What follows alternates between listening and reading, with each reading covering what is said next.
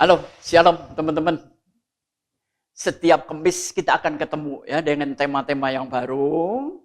Demikian juga setiap minggu kita akan ketemu di gereja.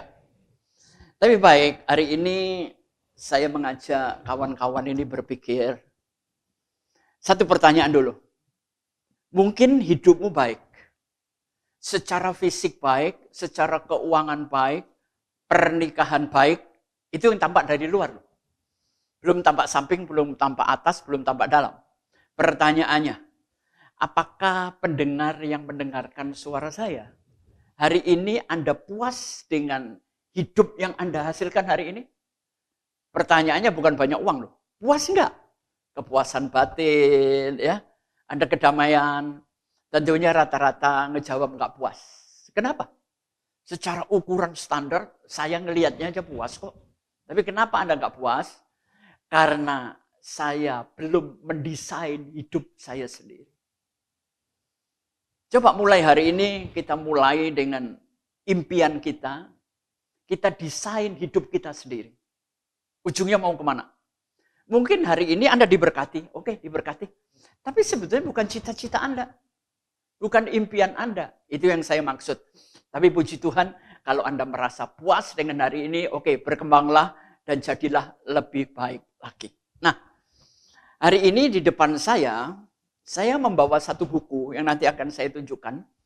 Buku ini saya ketemukan kira-kira 3 minggu yang lalu, karena saya memang hobi dengan buku. Nah, Anda lihat gambarnya. Ini buku dengan tema Servant Leadership. Buku rohani saya paling 5-10% kok dalam jumlah perpustakaan saya yang besar. Cuman saya mau ngomong, kenapa saya tertarik membeli buku ini. Ada 2 buku yang saya cari dalam setiap saya ngider kemana-mana. Buku itu pertama, apakah memuaskan pikiran dan jiwa saya. Begitu saya lihat buku, saya buka 1-2 lembar, pikiran dan jiwa saya bergolak. Ini buku cocok untuk saya. Dan saya beli. Tapi kalau saya meneliti buku-buku rohani saya tidak gampang membeli buku rohani.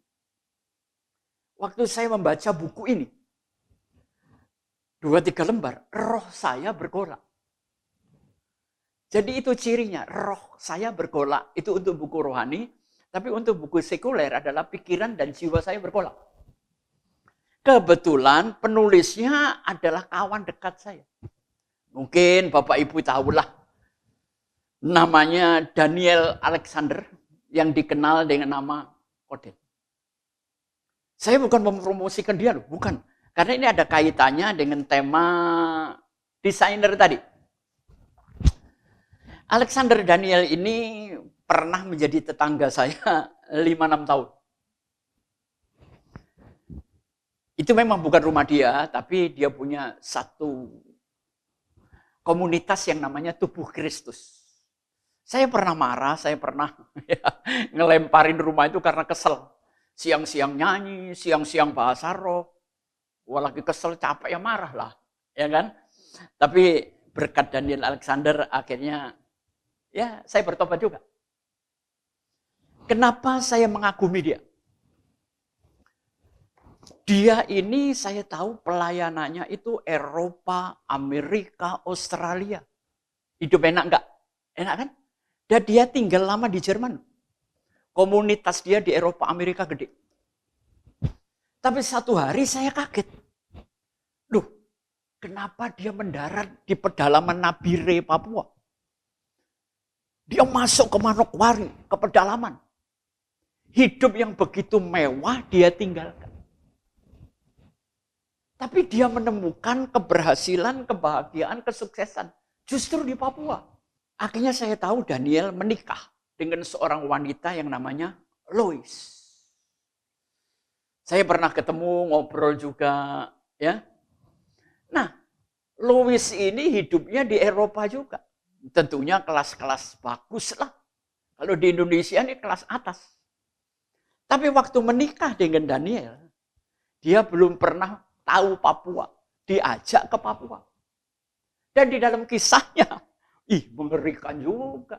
Dia tidur di tanah alas orang. Mau si Louis? Mau. Ini loh yang namanya panggilan dari Tuhan, membentuk passion, dan kita menjadi desainer hidup kita sendiri. Ya yang benar kan dari Papua pindah Eropa dong. Ini dari Eropa pindah Papua. Saya nggak habis mikir. Dan saudara tahu apa yang dikerjakan Daniel di sana? Memang tahun-tahun 95, saya pernah diundang Daniel ini bersama kawan-kawan, dia mendirikan pesat. Jadi bukan hanya berkhotbah, tapi para hamba Tuhan ini diberikan budidaya. Ternak ayam, ternak kambing, apa yang dia mau. Untuk membiayai hidup dan pelayanannya. Saya tertarik. Tapi setelah itu saya lama tidak mengikuti Daniel, lama sekali. Tapi sekarang lewat buku ini dan saya tahu. Saya akan bacakan apa yang dihasilkan oleh saudara Daniel ini. Selama dia membangun Papua. 494 sarjana S1 dihasilkan oleh Koden. 57 magister. 6 doktor, bukan dokter ya, doktor, tapi 2 dokter spesialis. Saya mikir ini duit dari mana? Daniel sendiri lulusan SMA, bro. Lulusan SMA. Cuma saya senangnya dengan yayasannya Daniel ini, setelah mereka disekolahkan, mereka nggak boleh di Jakarta, Surabaya. Harus syaratnya kembali ke Papua dan Papua. Sekarang Daniel diakui oleh Universitas Indonesia, Universitas Gajah Mada, Gubernur, DPR, Wali Kota Papua, teman-teman semua. Tuhan permuliakan dia. Saya salut dengan Koden ini. Karena khotbah dengan perilakunya cocok, bro. Duit dari mana? Dia nggak kerja hamba Tuhan, lulusan SMA. Gila nggak? Ya memang kalau ikut Tuhan kita dibuat gila, jadi aneh. Tapi yang berprestasi. Inilah contoh bagaimana Daniel memenuhi desainernya, ya, memenuhi panggilannya. Nggak masuk akal kan? Kelas Eropa, Amerika, Australia, Paris, semua keliling di sana pelayanannya, mendarat di Papua. Memang saya pernah dengar cerita dari Koden sendiri. Dulu dia angkatan dengan Pendeta Yeremia. Saya salut, ini anak-anak muda yang menembus internasional itu cuma 2 ini. Dan ini menjadi contoh waktu saya membaca buku ini, saya merasa diri saya itu kecil sekali. Saya belum berbuat apa-apa kok. Nggak ada yang saya lakukan, cuma ngoceh aja. Ya paling kalau saya lakukan kecil-kecil aja. Nah, saya akan menjelaskan namanya desainer itu gimana. Ya, baik. Saya akan ajak Bapak Ibu membaca Lukas 10, ya, ayat 38 sampai 42. Lukas 10 ayat 38 sampai 42. Saya bacakan dulu. Maria dan Marta. Ketika Yesus dan murid-muridnya dalam perjalanan, tibalah ia di sebuah kampung. Seorang perempuan yang bernama Marta menerima dia di rumahnya. Perempuan itu mempunyai seorang saudara yang bernama Maria. Jadi yang paling tua Marta, kedua Maria. Maria ini duduk dekat kaki Tuhan dan terus mendengarkan perkataannya. Sedangkan Marta sibuk sekali melayani. Ia mendekati Yesus dan berkata, Tuhan, tidakkah engkau peduli bahwa saudaramu membiarkan aku melayani seorang diri? Suruhlah dia membantu aku. Tetapi Tuhan menjawabnya, Marta, Marta, engkau khawatir dan menyusahkan diri dengan banyak perkara. Tetapi hanya satu yang saya perlu, Maria telah memilih bagian yang terbaik yang tidak akan diambil daripadanya. Oke, mungkin Anda berkata, Pak, mau cari tema yang lain, bosenin Marta Maria sejak sekolah minggu. Enggak. Saya punya sudut pandang yang lain. Pertanyaan pertama begini. Kita sudah lama kan dicekokin para pembicara sejak muda, bahwa hidup itu harus kayak Maria, duduk di kaki Yesus, bukan sibuk melulu. Nah, sehingga akhirnya ini masuk ke alam bawah sadar kita ngejelasin ke anak kita dengan hal yang sama. Saya sebut penjelasan ini adalah penjelasan keberpihakan. Karena Anda dengar, malas baca, ya sudahlah, itu aja kita terusin. Enggak, boleh. Saya bukan mencoba membela yang namanya Marta, tapi mari kita punya sudut pandang yang berbeda, boleh kan? Ya. Pertama, Yesus punya sahabat satu keluarga yang terdiri dari 3 orang. Marta, anak nomor 1, adiknya Maria. Yang ketiga Lazarus yang mati itu loh. Ya. Nah, waktu saya membaca di Yohanes tentang Lazarus, setelah Lazarus mati, Yesus datang kan? Di situ ada satu ayat. Marta keluar menyambut Yesus. Sedangkan Maria tinggal di dalam rumah. Di sini saja saya melihat tindakan Marta lebih baik kan? Dari jauh dia berlari menyambut Yesus. Sedangkan Maria enak-enakan duduk aja di rumah. Secara etika kan, ya Maria, tapi kan kurang pantas gitu. Itu yang sepintas saya lalu. Tapi lewat Marta Maria ini, saya ingin mengemukakan begini. Perhatikan. Marta itu membereskan hal dapur, bikin kopi, teh, mungkin bikin singkong, pisang goreng kali. Hal kecil kan? Membereskan hal kecil supaya hal besar terjadi. Hal besar itu terjadi karena tumpukan hal-hal yang kecil. Yesus berkata, setialah kepada perkara yang kecil, maka semuanya akan ditambahkan kepadamu. Jadi kebaikan Marta, yang pertama, begitu melihat Yesus mau masuk rumah, dia menyambut lari. Yang kedua, dia membereskan hal-hal kecil supaya hal besar Yang ketiga, saya melihatnya gini. Memang sepintas kalau kita bicara kerohanian, Maria kelihatannya lebih baik. Tapi saya melihat Marta ini tahu. Adiknya itu sifatnya malas. Dan banyak orang bersembunyi dengan ibadah, padahal sebetulnya motivasinya itu malas saja. Yang ketiga, Marta itu memberikan hal-hal kecil sebagai simbol cinta kepada Yesus. Yang sangat berarti dalam hidupnya. Saya kasih contoh yang gampang ya. Anda mencintai anak-anak Anda mencintai istri dan suami, tahu-tahu Anda belikan, ya kalau cucu kita belikan mainan, kalau suami kita belikan, kalau memang duit berlimpah belikan jam tangan kesukaannya. Padahal suamimu nggak minta loh, istrimu nggak minta dibeliin jam tangan itu.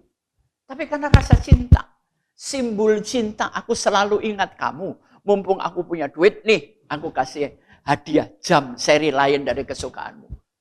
Hebat nggak pasangan seperti itu? Hebat bro.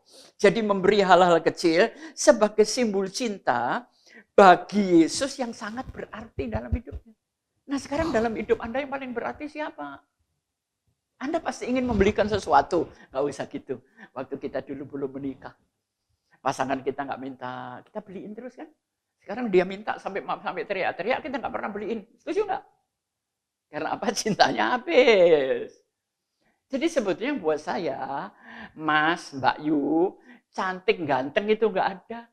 Selama kita masih cinta, jelek pun akan cantik. Jelek pun akan ganteng. Coba kalau lagi berkelahi. Ngelihat mukanya aja mau muntah kan? Nah itu. Bedanya cantik dan ganteng adalah di dalam hatimu. Bukan di muka. Yang keempat. Ini yang saya suka dari Marta. Buat Marta, ibadah itu bukan di gedung gereja, walaupun itu perlu. Tapi buat Marta yang lebih menarik dan lebih berarti, keseharian adalah ruang ibadah.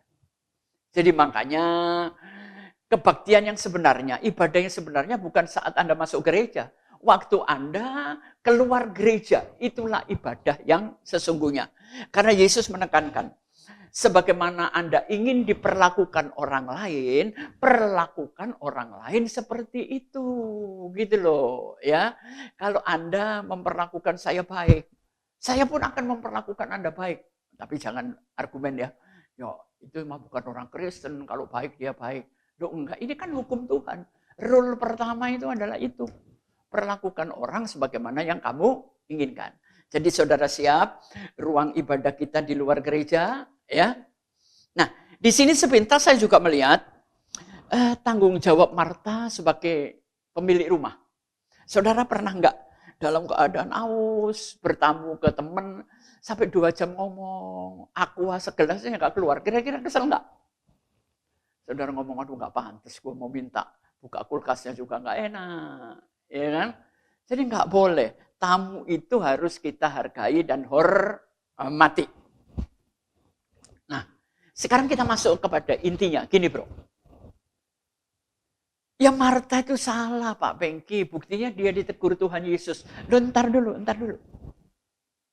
Yang ditegur oleh Yesus kepada Marta, itu bukan kesibukan dia. Bukan.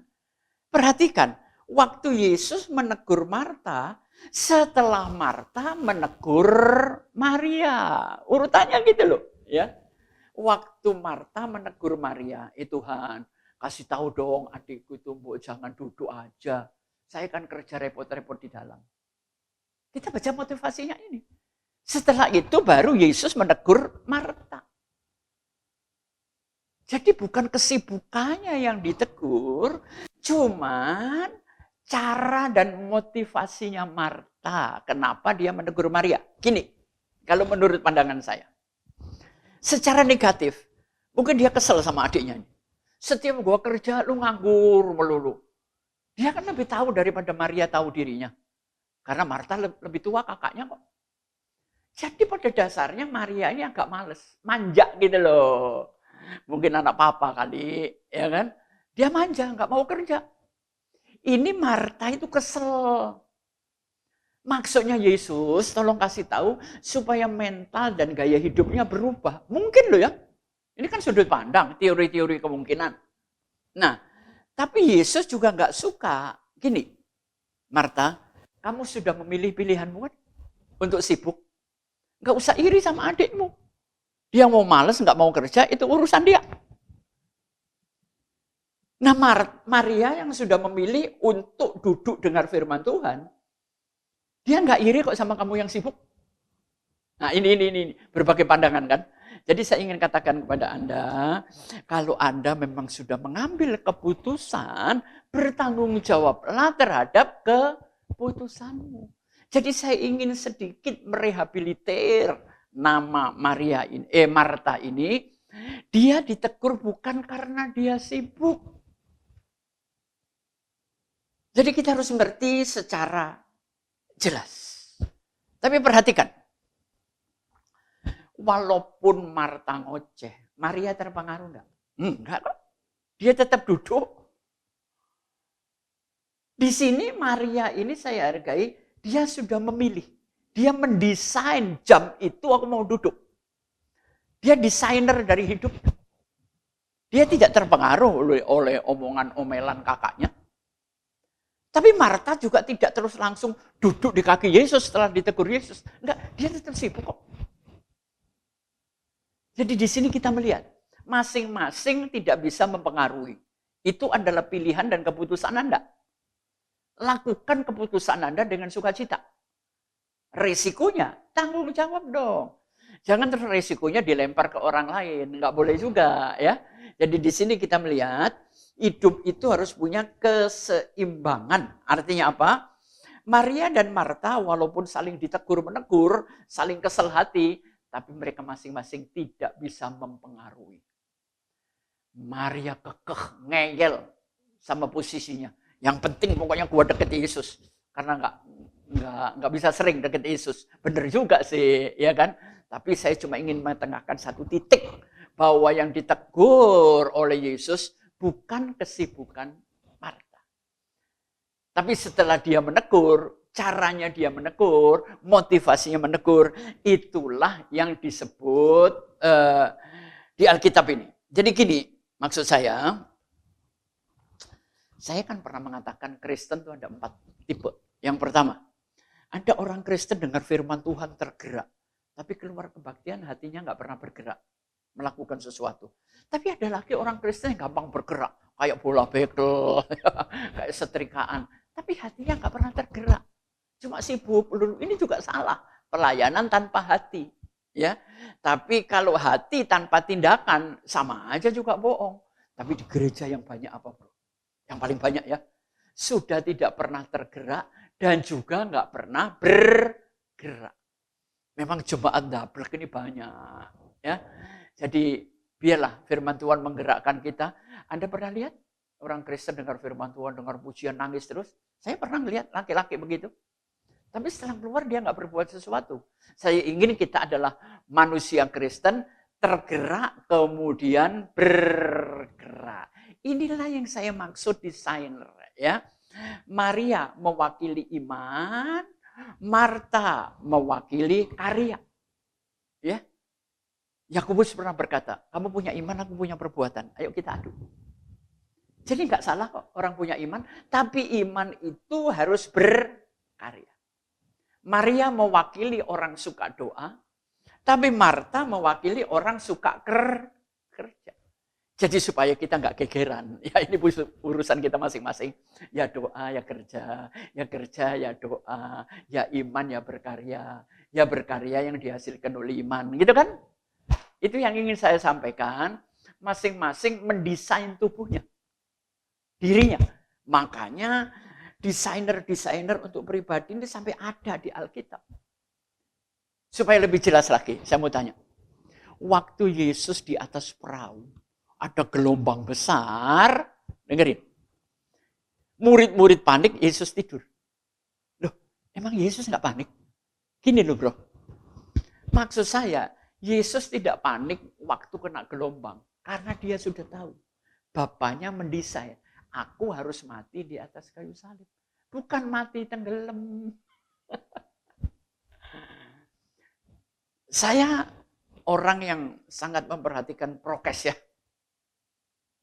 Terutama sekarang COVID mulai gede lagi. Saya cuma ngomong sama teman-teman, saya lahir ada tanggalnya, nggak mungkin dirubah, nggak mungkin telat atau kecepatan 1 menit. Saya mati pun juga ada tanggalnya. Cuma prinsip saya juga jangan mencobai Tuhan, itu kebodohan. Ya kan? Kalau Anda sudah menjaga kesehatan semuanya, iya. Terus Anda kena COVID, ya wis wayahe. Iya kan? Jadi kita harus tahu panggilan Tuhan apa, impian Tuhan apa. Ya, hidup ini harus punya desain sendiri. Sebetulnya khotbah saya cuma itu aja kok. Tapi kayaknya nggak lengkap kalau tidak saya jelaskan lewat hipno audio visual. Nah, saudara perhatikan.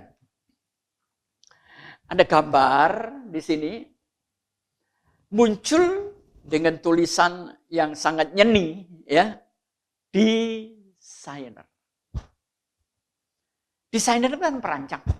Anda menyerahkan bahan kain, kemudian dirancang untuk Miss Universe, Miss Indonesia, atau Miss Pariwisata. Didesain masing-masing. Nggak cocok dibetulin.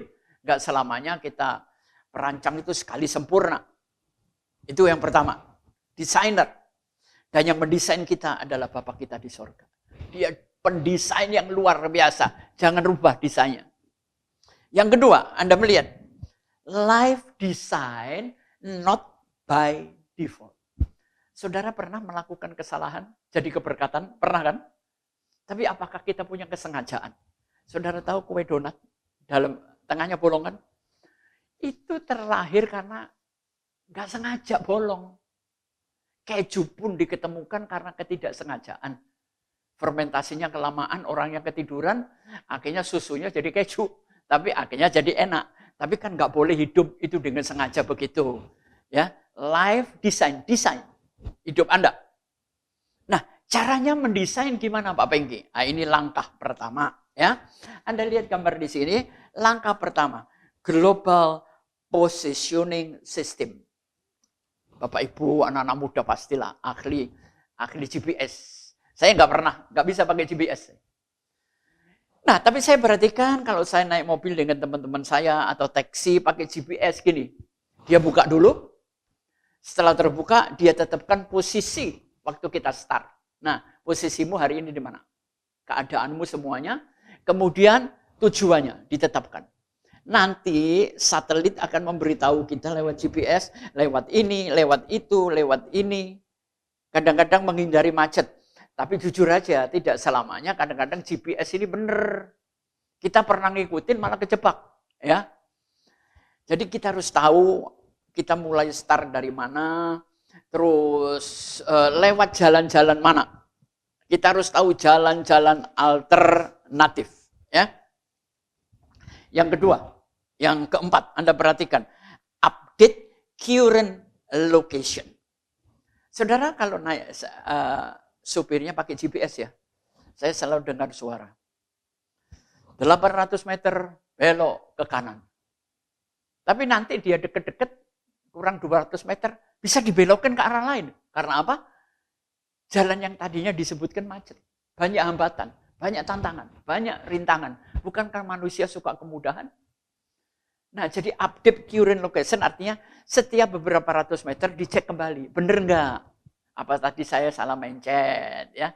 Apa GPS-nya mengalihkan sasaran yang lain? Nah, kalau Anda sudah ngecek, Anda sering ngecek, maka Anda akan menemukan passion Anda lebih dekat dan lebih baik.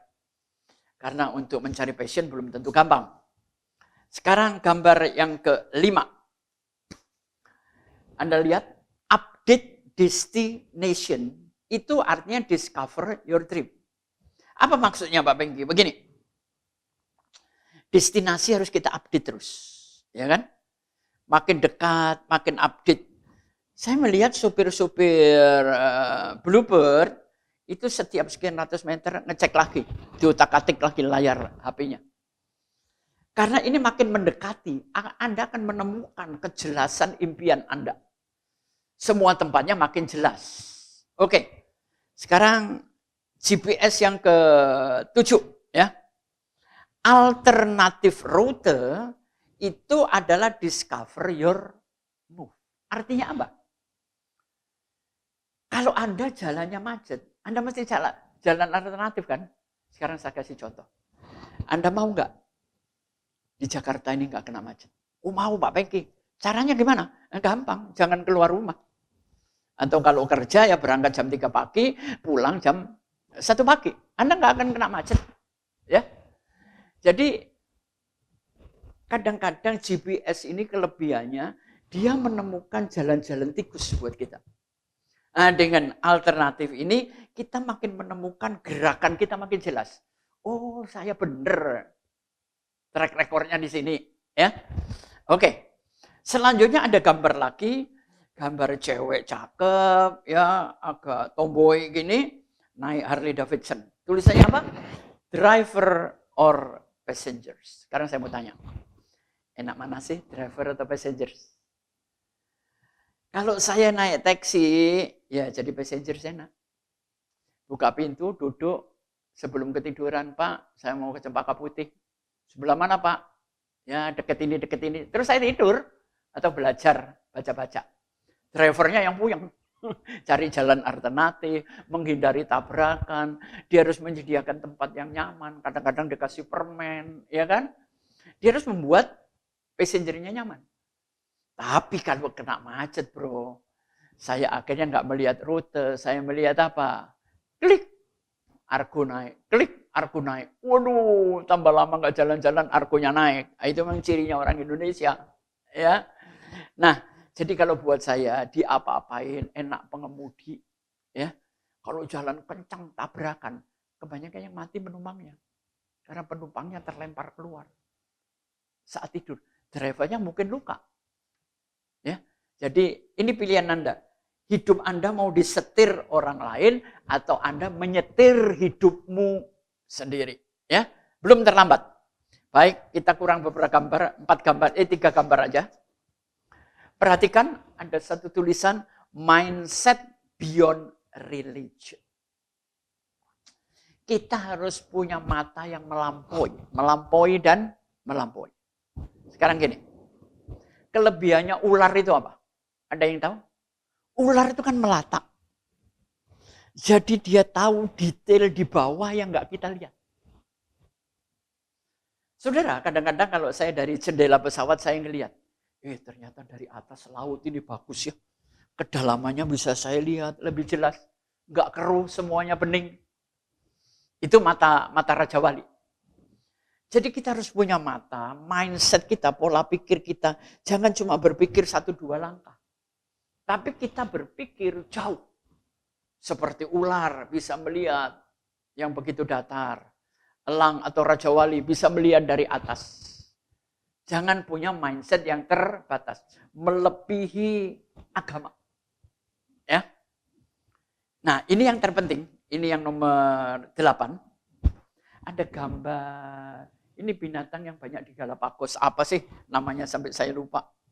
Kayak bunglon yang gede ini. Banyak anak-anak pelihara. Di situ ada tulisan apa? Fish eye. Fish eye artinya begini. Kita harus punya mata yang bisa melihat paling tidak 2 alam. Alam nyata, alam spiritual. Alam penderitaan dan alam kelimpahan. Seringkali kita kalau kelimpahan, mata kita nggak bisa ngelihat karena silau. Atau lagi menderita, kita nggak bisa ngelihat karena kita sedih, bro. Ya, jadi mata kita ini harus fish eye. Mampu melihat perbedaan-perbedaan. Mampu menghadapi tekanan-tekanan. Dan mampu menghadapi kesuksesan dan kebahagiaan. Caranya gimana? Think, action. Apa yang Anda lihat, pikirkan, lakukan, dan bagikan. Nanti akan terjadi sesuatu. Nah, sebelum saya akhiri, ada gambar terakhir. Ini filosofi saya sendiri. Ya, hidup saya punya prinsip-prinsip. Nah, prinsipnya di sini apa, saudara? Serasi. Pakaian walaupun tidak mahal, tidak bermerek. Tapi kalau yang pakainya serasi, enak dilihat nggak? Banyak teman-teman beli baju 20, 80 juta. Tapi dipakainya norak-norak aja kok. Nggak sesuai dengan postur tubuh, kecocokan warna, dan sebagainya. Nah, serasi ini terdiri dari apa? Serasi, S-nya ada sinergi. Sinergi itu kolaborasi tapi menyatu. Ya. Sinergi apa Pak Pengki? Pertama, emosional. Orang yang bisa mengelola emosinya, itu lebih baik daripada orang yang nggak bisa mengelola. Saya termasuk orang yang sulit mengelola emosi. Terus disinergikan dengan apa emosi kita, Pak? Dengan rasional. Sekarang saya mau tanya. Waktu Anda melihat sesuatu, yang bicara pikiran atau perasaan dulu? Ada kalanya perasaan, ada kalanya pikiran. Anda kalau mau membeli sepatu, ibu-ibu, emosi atau rasio? Oh, emosi dong, ya kan? Jadi supaya selamat, emosi gabung dengan rasio. Yang ketiga apa? Adversity. Nah, ini banyak orang nggak tahu. Adversity itu apa, Pak Pengki? Penderitaan. Emosi dan rasio ini harus mampu mengelola penderitaan. Sekarang ini tekanan hidup berat. Kalau pikiran tok yang cuma ngelola, kita bisa stres. Tapi kalau emosi tok, kita bisa marah-marah, saudara, tanpa sebab. Jadi pikiran sama emosi harus selaras. Dan yang penting ada kuncinya satu. Spiritual intelligence. Beragamalah dengan cerdas. Orang beragama belum tentu bertuhan loh, belum tentu. Orang bertuhan belum tentu beriman. Ya kan? Jadi kekristenan itu bukan agama, tapi kekristenan adalah hubungan seseorang dengan Bapa di sorga. Hubungan seseorang, kedekatan seseorang dengan Tuhan kita, Tuhan Yesus. Jadi bukan agama. Saudara boleh lihat ayat penutup di Kisah Rasul 11 ayat 26. Di kota Antiokhia lah untuk pertama kalinya murid-murid itu disebut Kristen. Jadi Kristen adalah murid, orang, pribadi, bukan agama, bukan ajaran. Ya, jadi sebagai orang Kristen kita harus dekat dengan Tuhan. Ya, dan yang terakhir perhatikan anak kecil cakep ini, opa, I'm designer. Sejak kecil masukkan desain, tapi jangan nanti desain kita menjadi patokan bagi anak-anak kita. Kita hanya mengarahkan, ya, talenta, passionnya di mana. Itulah yang ingin saya sampaikan.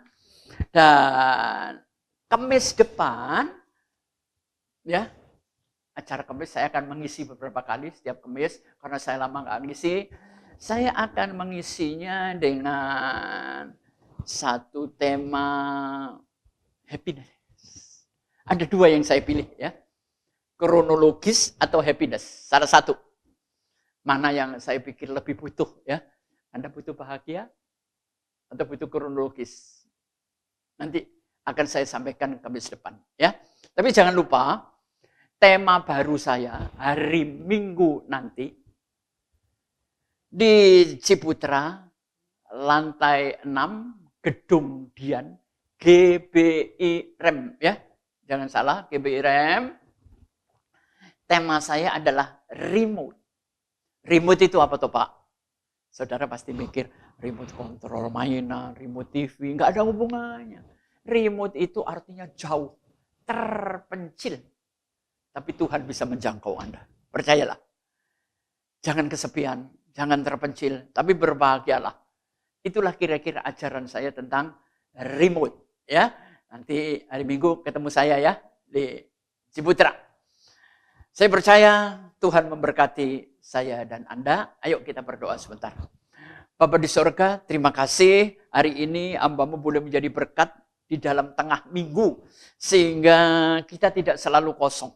Berkati para pendengar, berkati rumah tangganya, kesehatannya, finansialnya, hubungannya dengan Tuhan. Terima kasih Bapak, hamba menyerahkan GBI Rahmat Emmanuel, GBI Rem ini dengan pimpinan Gembala Sidang kami Pak Paulus, juga teman-teman pengurus semua, Tuhan memberkatinya. Bahkan teman-teman yang hari ini melayani saya sebagai operator lewat lensa, syuting, lewat sound system, saya berterima kasih. Tuhan memberkati Anda, sampai ketemu Kamis depan. Tuhan memberkati.